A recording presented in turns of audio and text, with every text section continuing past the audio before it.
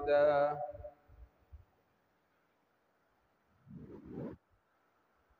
الحمد لله الذي أسعد وأشقى وأضحك وأبكى، الذي أمات وأحيا،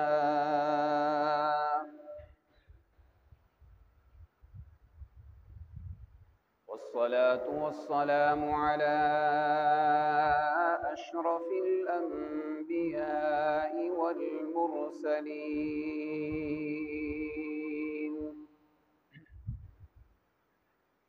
أما بعد،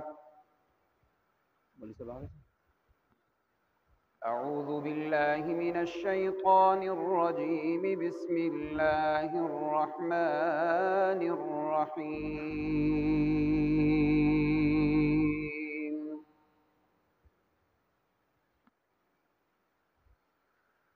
تبارك الذي بيده الملك وهو على كل شيء قدير.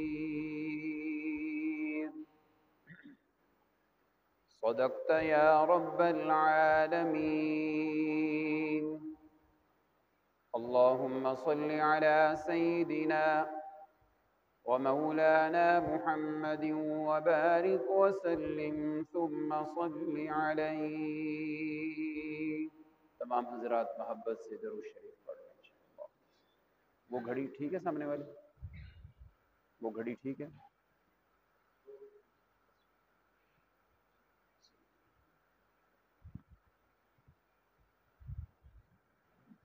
واجب الاحترام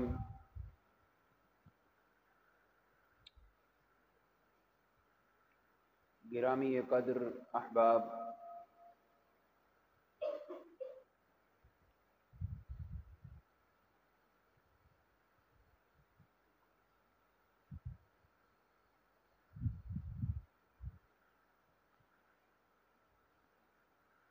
چند روزہ زندگی گزارنے کے بعد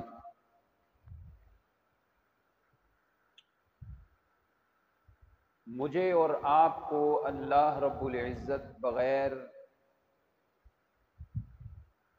حساب اور کتاب کے معاف کر کے عذاب قبر سے بچا کے جنت کا داخلہ دے دے تو یہ اصل کامیابی ہے.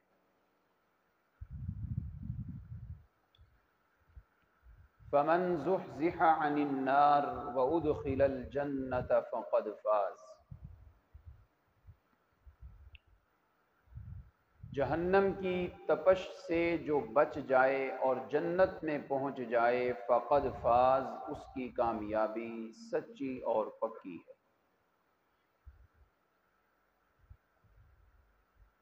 مجھے اور آپ کو رب لم یزل نے ایسے چھوڑ نہیں دیا کہ ہم من چاہی زندگی بسر کریں، من مانیوں سے اپنی زندگی بسر کریں. جو جی میں آئے وہی کر گزریں، بلکہ رب ذوالجلال نے مجھے اور آپ کو یہاں اپنی رضا اور اپنی منشا کے مطابق چلنے کا حکم دے کر جنت میں پھر ہمیں من چاہی اور من مانی والی زندگی عطا فرمائی ہے.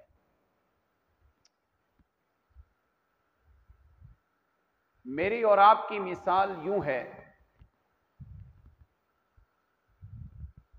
ہم جب کسی شاپنگ سینٹر میں سپر سٹور سے مارکیٹ سے چیزیں خریدنے کے لیے جاتے ہیں تو ٹرالی ہمارے ہاتھ میں ہوتی ہے. جو جی چاہتا ہے جس مرضی خانے سے چیزیں اس ٹرالی میں ڈالتے رہتے ہیں، کھانے کی ہوں، پینے کی ہوں، پہننے کی ہوں.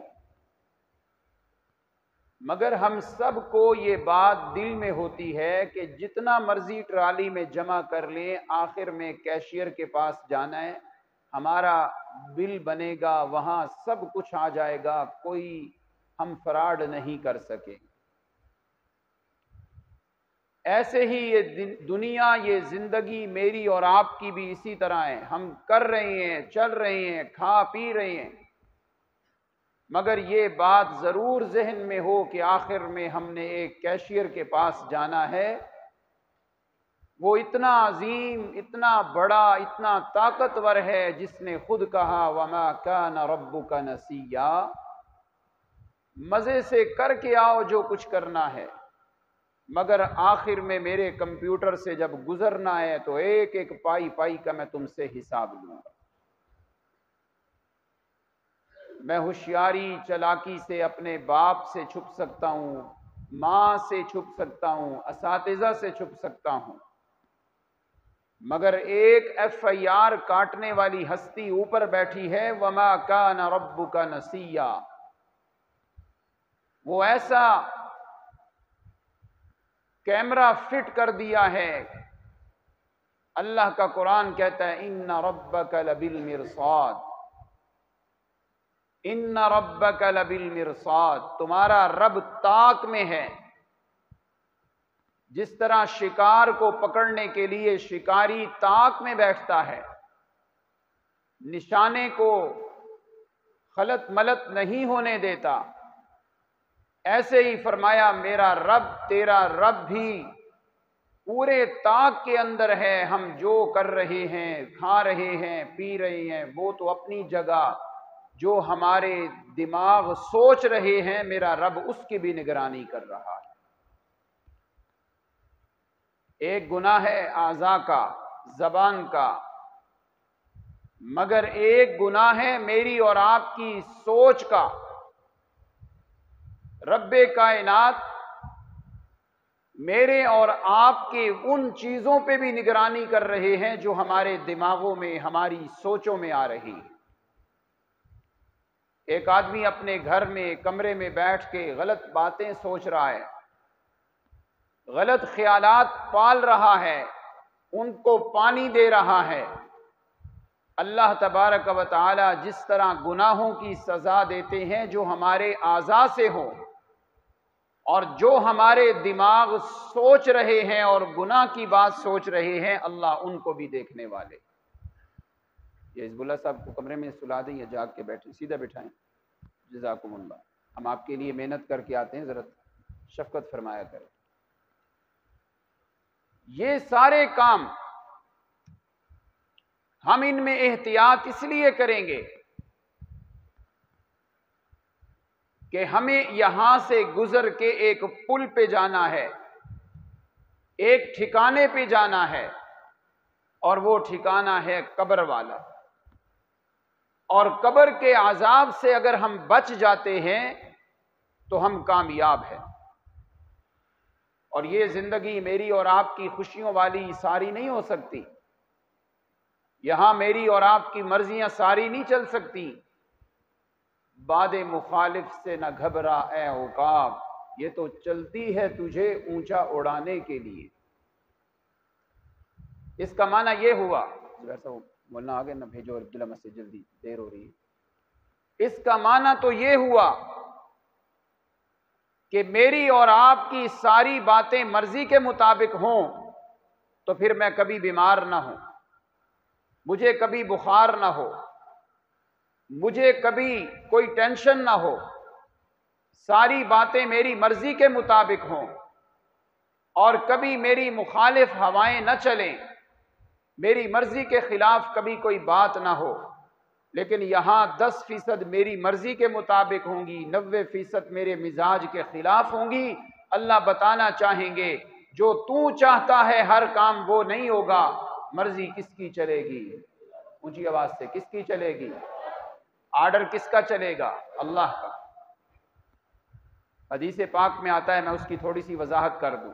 الدنیا سجن المومن وجنت الکافر. یہ دنیا مومن کے لیے قید خانہ ہے اور کافر کے لیے یہ جنت ہے. یہ دنیا مومن کے لیے قید خانہ ہے، کافر کے لیے جنت ہے، باغ ہے. ذرا اس حدیث پاک کی وضاحت میں چلتے ہیں. قید خانہ جتنا بھی خوبصورت ہو، ہمارا دل لگے گا؟ اونچی آواز سے بولیں اور اونچی آواز سے. قید خانے کے اندر آپ کو قسم و قسم کے مزاج کے مطابق بھی آپ کو چیزیں مل جائیں، قیدی کا دل وہاں کبھی خوش نہیں ہوتا. فرمایا دنیا بھی مومن کے لیے قید خانہ ہے، مومن یہاں کی چیزوں سے خوش نہیں ہوتا، اس کی نگاہ اپنے گھر یعنی جنت الفردوس پہ ہوا کرتی. وجنت الکافر، یہ دنیا کافر کے لیے جنت ہے، باغ ہے. کیا مطلب؟ جب ہم کسی پارک میں جائیں، باغ میں جائیں، وہاں جہاں مرضی گھومیں کوئی پوچھنے والا نہیں، وہاں جہاں مرضی بیٹھیں کوئی منع کرنے والا نہیں. ایسے ہی کافر دنیا میں جو کھائے جو پیے، حلال و حرام کی تمیز نہ ہو، وہ گناہوں کی جگہوں پہ جائے، اسے کوئی روکنے والا نہیں اور اسے کوئی ڈر نہیں. مومن یہاں بچ بچ کے گزرتا ہے اور کافر اپنے آپ کو اپنی منمانی والی زندگی گزارتا ہے. مگر قرآن کہتا ہے فَمَنْ زُحْزِحَ عَنِ النَّارِ، اپنے آپ کو دوزخ سے تو بچاؤ. انسان بڑا ہوشیار ہے، اپنے آپ کو دکان کے نقصان سے بچا لیتا ہے، مال کے نقصان سے بچا لیتا ہے. انسان اتنا ہوشیار ہے کہ اپنے آپ کو ٹیکس لگوانے سے بچا لیتا ہے، مگر اتنا کمزور اور اتنا بے وقوف ہے کہ اپنے آپ کو جہنم کی آگ سے نہیں بچا سکتا. اور جب کہ جہنم کی آگ سے بندہ بچ جائے، جنت میں داخل ہو جائے، قرآن کہتا ہے فقد فاز، یہ بندہ کامیاب ہو گیا، یہ فائز ہو گیا، یہ ترقی کی منازل پہ چڑھ گیا. آئیے میرے بھائیوں، چند اسباب ایسے ہیں جن کی وجہ سے قبر کا عذاب ہوتا ہے، بس میں نے وہی سنانے. آج تقریر میرے اور آپ کے دل کو ہلا دینے والی ہے، پریشان کرنے والی ہے. چند کام ایسے ہیں جن کے کرنے سے قبر کا عذاب انسان کو ملتا ہے. قبر کے عذاب کا آدمی مستحق بن جاتا ہے. پہلے نمبر پہ جس کی وجہ سے قبر کا عذاب آتا ہے وہ ہے الشرک باللہ. کس کے ساتھ شریک ٹھہرانا؟ کوئی بات نہیں، ایک استاذ نہیں تو 2 ہو جائیں، 3 ہو جائیں، 4 ہو جائیں. محدثین کرام کے ہزاروں اساتذہ ہیں، اس میں کوئی مسئلہ نہیں. علم میں اساتذہ میں شریک اور بھی ہو جائیں، تیرے پارٹنرشپ کئی ہو جائیں، ٹھیک ہے، مگر اس کائنات میں نظام کائنات کے چلانے میں، عبادت کے استحقاق میں رب کے سوا اور کوئی نہیں، اس کے ساتھ کسی کو شریک نہیں ٹھہرانا. اگر شرک ہو گیا تو پھر قبر کا عذاب آئے گا. یہ پہلا سبب ہے جس کی وجہ سے قبر کا عذاب آتا ہے. اور پھر یہ ایسا سبب ہے کہ کبھی اس کی وجہ سے، اس کے ہوتے ہوئے کبھی قبر کے عذاب سے بندہ بچ نہیں سکے گا. قرآن کہتا ہے انہ من یشرک باللہ فقد حرم اللہ علیہ الجنۃ ومأواہ النار. جس نے رب کی ذات اور صفات میں شریک ٹھہرایا اس پر جنت حرام، اور اس کا ٹھکانہ کیا ہوگا؟ مجھے آواز سے، ٹھکانہ کیا ہوگا؟ جہنم. قرآن خود کہتا ہے وَبِئْسَ مَثْوَى الظَّالِمِينَ، بنانے والے رب نے خود کہہ دیا یہ جہنم میں نے بڑا برا ٹھکانہ بنایا ہے، یہ بڑی بری جگہ ہے، یہ بڑی بری جگہ ہے. آئیے ذرا ایک سبب تو آپ نے سن لیا، میں نے اور آپ نے بچ کے رہنا ہے. قبر کے عذاب سے ڈر لگتا ہے یا نہیں لگتا؟ لگتا ہے یا نہیں لگتا؟ اونچی آواز سے میرے بھائیوں، قبر کا عذاب سناؤں ذرا کیا ہے، سناؤں ذرا کیا ہے. حدیث پاک میں آتا ہے اگر قبر کے سانپ اور بچھو میں سے کوئی ایک کیڑا مکوڑا دنیا میں پھونک دے، ایک ہلکی سی پھونک لگا دے، ساری دنیا کا سبزہ اللہ خشک کر کے رکھ دے. یہ ایک کیڑے مکوڑے کا. اللہ اللہ. حدیث پاک میں آتا ہے بے نمازی آدمی جب نماز نہیں پڑھتا قبر میں جاتا ہے، اللہ اس پر سانپ اور بچھو اور کیڑے اور مکوڑوں کو مسلط کر دیتے. یہ چند دن پہلے کی بات ہے، عصر کے بعد میں آ رہا تھا یہاں سے، تو سڑک سے زندگی میں شاید میں نے اتنا بڑا سانپ نہ دیکھا ہو، صرف وہ سڑک سے بھاگتے ہوئے گزر رہا تھا، میں بہت پیچھے تھا، بس اس کی شکل دیکھ کر، اس کا بھاگنا دیکھ کر، اس کا رنگ دیکھ کر میں اتنا ڈرا کہ رات کو سوتے وقت بھی ڈر لگ رہا تھا۔ اس وقت میں سوچ رہا تھا کہ ہائے، قبر میں جب یہ سانپ اور بچھو آتے ہوں گے، کیا حملے کرتے ہوں گے، اور یہ کسے ملتے ہیں؟ سود کھانے والے کو۔ یہ کسے ملتے ہیں؟ نماز نہ پڑھنے والے کو۔ یہ سانپ اور بچھو کس پہ حملہ کرتے ہیں؟ ماں باپ کا دل دکھانے والے پہ، جی ہاں، حقوق العباد میں فرق لگانے والے کو یہ سانپ اور بچھو اس کا پہ حملہ کرتے ہیں۔ قبر کے عذاب سے تو اتنا ڈرنا چاہیے، میں اور آپ اپنے کپڑوں پہ تھوڑا سا گرد و غبار بھی برداشت نہیں کرتے، اور قبر میں تو ہم نے مٹی میں جب لٹا دیا جائے گا، اپنے یار اور اپنے دوست بھی مٹی ڈالیں گے، ہاتھ بھی اوپر جھاڑ کے آئیں گے، بابا ہمارا کام تھا تجھے یہاں تک پہنچانا، آگے تو جان اور تیرے اعمال جان۔ قبر کا عذاب بڑا ہی سخت ہے۔ آخر قبر کے عذاب سے بچنا اور ڈرنا بڑا ہے تو تبھی میرے پیارے پیغمبر کی دعا ہے۔ آپ نے فرمایا مولا مجھے عذاب قبر سے محفوظ فرمانا، اسی لیے تو میرے پیغمبر کی دعا جو قرآن میں آتی ہے اس میں کیا الفاظ ہیں؟ ربنا آتینا فی الدنیا حسنہ وفی الآخرۃ حسنہ، پڑھو ذرا آگے، وقینا، اونچی آواز سے، وقینا عذاب النار، مولا دوزخ کے عذاب سے بچانا، دوزخ کے عذاب سے بچانا، اس کی تپش سے بھی بچا کے رکھنا۔ قرآن مجید میں اللہ یہ ڈرا رہے ہیں جگہ جگہ، کہیں اللہ فرماتے ہیں ایسا پانی ہوگا جو جہنمیوں کا دھومن اور پیپ زدہ پانی جہنم میں ہوگا، یہ تو جہنم کی باتیں ہیں۔ اور جناب قبر نے کیا کرنا ہے؟ تو پہلا سبب ہے جس کی وجہ سے قبر کا عذاب آتا ہے وہ ہے شرک کرنا۔ اللہ مجھے اور آپ کو اس سے بچا کے رکھے۔ دوسرا سبب النفاق، پھنسیں گے بڑے بڑے، میں اپنے آپ کو پیش کرتا ہوں، النفاق، جس میں منافقت ہوگی قبر کا عذاب آئے گا۔ جس کے دل میں نفاق ہے، نفاق کا کیا معنی؟ سامنے اور پیچھے اور، سامنے جی جی کرنا، پیچھے اور، زبان پہ کچھ اور اندر کچھ اور، یہ جو نفاق ہے، دوست مطمئن ہے کہ میرا پیار میرے ساتھ بڑا پیار رکھتا ہے، باپ مطمئن ہے کہ بیٹا بڑا ہی فرما بردار ہے، جی ہاں، مگر دل کے اندر منافقت ہے، دل کے اندر بات کچھ اور ہے، زبان پہ بھائی بھائی کے نعرے ہیں مگر اندر سے کوئی موقع جانے نہیں دیا جاتا، اسی بھائی کو تنگ اور پریشان کرنے کے لیے فرمایا یہ نفاق دل میں ہوگا تو اس کی وجہ سے بھی قبر کا عذاب ہوگا۔ اللہ مجھے اور آپ کو بچا کے رکھے۔ میں اور آپ کہیں نفاق میں مبتلا تو نہیں ہے، نفاق میں مبتلا تو نہیں ہے؟ دعویٰ کرتے ہیں ایسے بے نمازی سے یاری دوستی ہوتی ہے، بے نمازی سے گپ شپ ہوتی ہے، یہ نفاق تو نہیں بن رہا؟ نفاق کی وجہ سے بھی عذاب قبر ہوتا ہے، نفاق کی وجہ سے بھی قبر کے عذاب کا آدمی مستحق بن جاتا ہے۔ اور تیسرے نمبر پہ قبر کے عذاب کا سبب اللہ کی شریعت کو بدلنا، اللہ کے احکامات میں تبدیلیاں کرنا، اس کی وجہ سے بھی عذاب قبر آتا ہے۔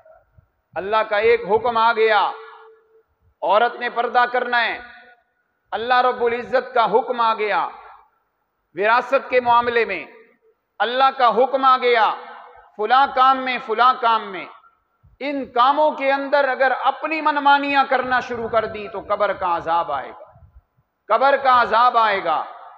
جی ہاں، بیٹی کو وراثت میں حصہ بندہ نہیں دے رہا، رب دے رہا ہے، اس قانون کو بدلا تو قرآن کو بدلا، اللہ کی شریعت میں تبدیلی کرنے کی وجہ سے بھی قبر کا عذاب آتا ہے۔ پہلی بات کیا ہے؟ شرک کرنا، قبر کا عذاب آئے گا۔ دوسرے نمبر پہ کیا ہے؟ اونچی آواز سے، نفاق، منافقت۔ اور تیسرے نمبر پہ اللہ کی شریعت اور دین کو تبدیل کرنا۔ آئیے ذرا چوتھے نمبر پہ، بڑی خطرناک بات ہے، شاید اس سے کوئی نہ بھی بچتا ہو تو سنیے گا، کام تو بڑا چھوٹا سا کر رہا ہے لیکن قبر کا عذاب آ رہا ہے۔ چوتھے نمبر پہ کیا چیز ہے؟ پیشاب کی چھینٹوں سے نہ بچنا रहमत कायनात सल्लल्लाहु अलैहि वसल्लम का फरमान है कि बंदे पे अजाब कब्र आता है, कब्र का अजाब आएगा। पेशाब की छींटों से नहीं बचता, चुगली करना जिस तरह ये अजाब कब्र का सबब है, पेशाब की छींटों से ना बचना। मुझे बताओ मेरे नौजवानों, पेंट शर्ट पहनने वाले बड़े अपने आप को जिद्दत पसंद समझते हैं, मॉडर्न समझते हैं, लेकिन जब तहारत हासिल करनी हो तो इन कपड़ों में क्या तहारत हो सकती है? खड़े होकर पेशाब करने पे खुदा की तरफ से लानत बरसती है, ये तो बैठ ही नहीं सकते। जब बैठ के कज़ाए हाजत नहीं होगी और ये तहारत हासिल नहीं होगी तो बताओ मुझे, लिबास भी नापाक, बदन भी नापाक, जिस्म भी नापाक, तो अज़ाब कब्र आएगा। आइए ज़रा अल्लाह के प्यारे पैगंबर का फरमान है। हज़रत अब्दुल्ला इब्न अब्बास रज़ी अल्लाहु अन्हुमा इस हदीस के रावी हैं। वो एक वाक़या ज़िक्र करते हैं, असारुस सुनन में मौजूद है, मुस्नद इमाम आज़म में, दीगर कुतुब अहादीस में। क्या फरमाते हैं? अन्नन नबी सल्लल्लाहु अलैहि वसल्लम मर्र अला क़ब्रैन,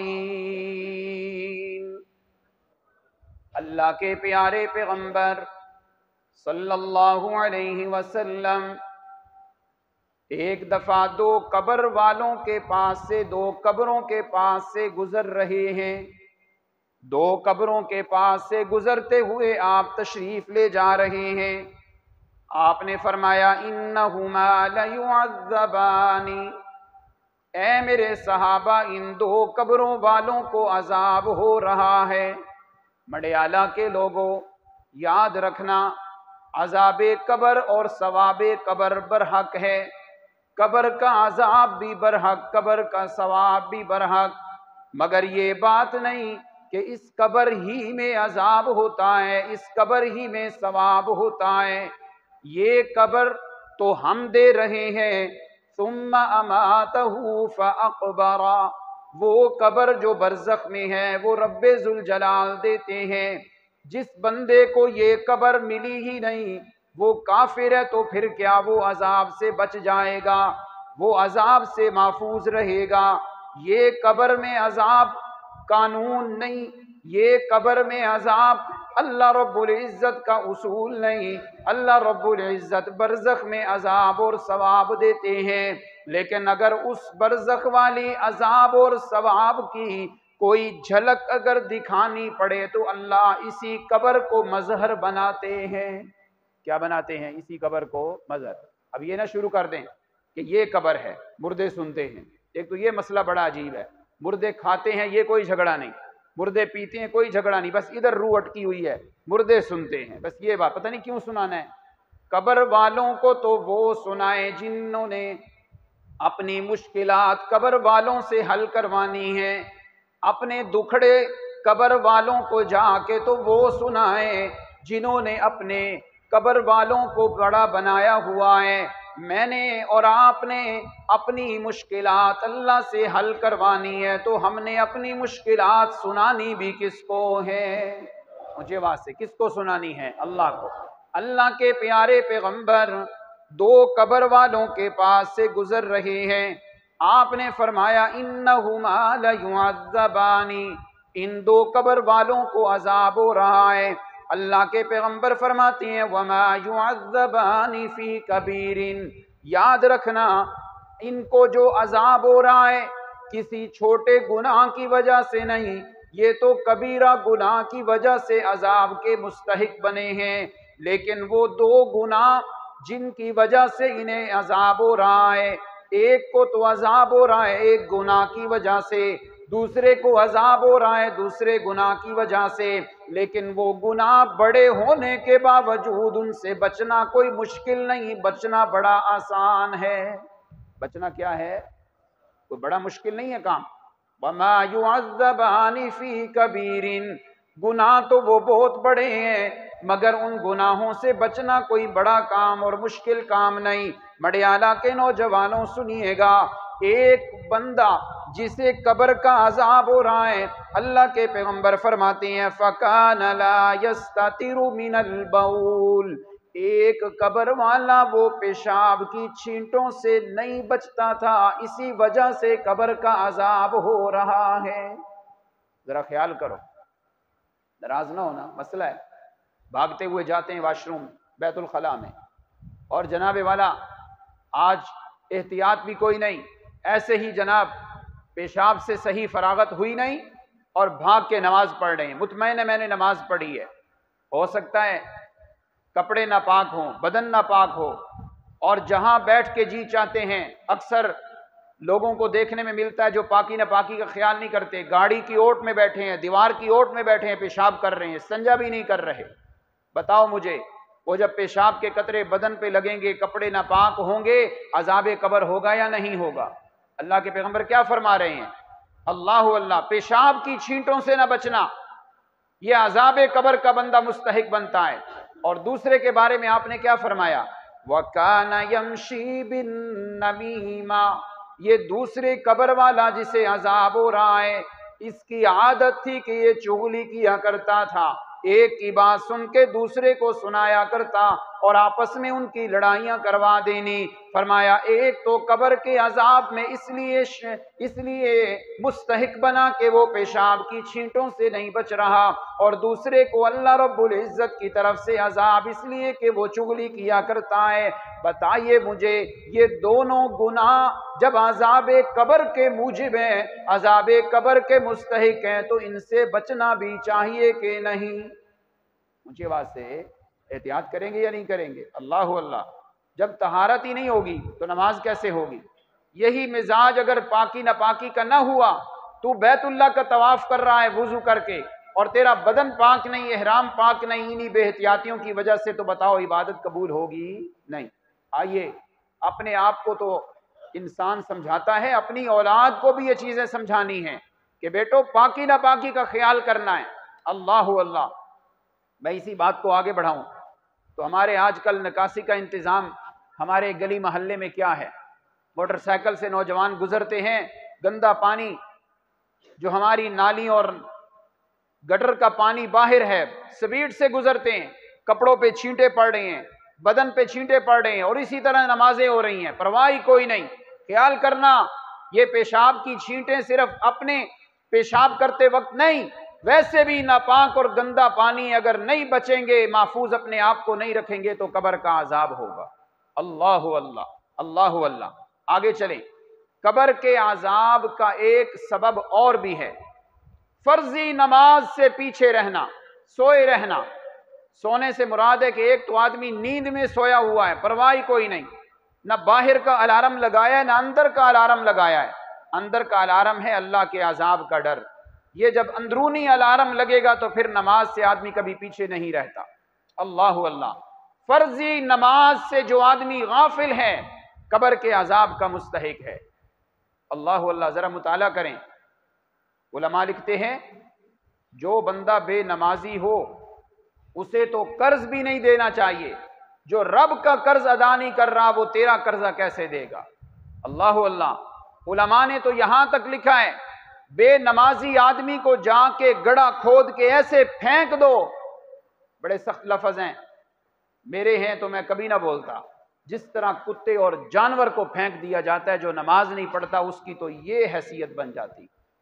بے نمازی انسان قیامت کے دن فرعون، حامان، شداد جیسے گندے لوگوں کے ساتھ اس کا حشر ہوگا۔ یہ بے نمازی آدمی کا انجام ہے، اور اس کی وجہ سے قبر کا عذاب ہے۔ بڑا سادہ سا جملہ ہم سنتے ہیں، جس کی نماز صحیح نکل جائے گی اگلے کام بھی اللہ رحمت فرما دیں گے۔ بے نمازی انسان کو یہی سوچنا چاہیے، بیت اللہ کا طواف ہو رہا ہے، لیکن جب نماز کا وقت آیا طواف بند ہو گیا، طواف بند ہو گیا۔ اللہ سمجھانا چاہتے ہیں، حالانکہ طواف میں 60 رحمتیں ہیں، نماز میں 40 رحمتیں ہیں۔